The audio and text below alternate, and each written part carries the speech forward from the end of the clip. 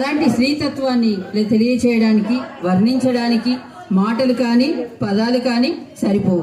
అమ్మ లాలిత్వం, అమృతత్వం, మధురత్వం, ప్రియత్వం అన్నీ కలిపితేనే స్త్రీతత్వం.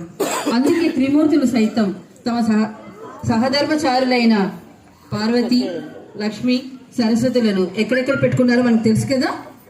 పార్వతిని అర్ధనారీశ్వరుడైనటువంటి శివుడు తన సగభాగాన్నే ఇచ్చాడు. విష్ణువు తన హృదయస్థలాన్ని ఇచ్చాడు. బ్రహ్మ తన సరస్వతిని తన ముఖ భాగాన్నే ఇచ్చి వాళ్ళ స్త్రీ యొక్క సమానత్వాన్ని మనకి చాటి చెప్పారు. అందరికీ మూలం అమ్మ. త్రిమూర్తులైనటువంటి బ్రహ్మ, విష్ణు, మహేశ్వరులు అందరూ సైతం కొలిచేటువంటి దైవం గాయత్రి మాత. గాయత్రి మాత కూడా ఒక స్త్రీ రూపమే. అలాంటి స్త్రీని అమ్మలా పూజించాలి, సోదరిలా దీవించాలి. ఎందుకంటే స్త్రీ లేకపోతే జననం లేదు, స్త్రీ లేకపోతే గమనం లేదు, స్త్రీ లేకపోతే అసలు సృష్టి లేదు. జాతి సంస్కృతిని చాటి చెప్పేది స్త్రీ, కమనీయమైన కావ్యానికి రూపాన్ని ఇచ్చేది స్త్రీ. స్త్రీ లేనిదే ఈ ప్రపంచంలో ఏ వర్ణన లేదు.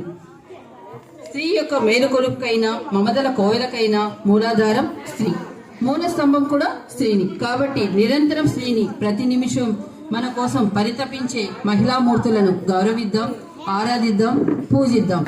నేటి నవ సమాజ నిర్మాణానికి నాంది పలుకుతున్న అందరికీ మనస్ఫూర్తిగా మహిళా దినోత్సవ శుభాకాంక్షలు.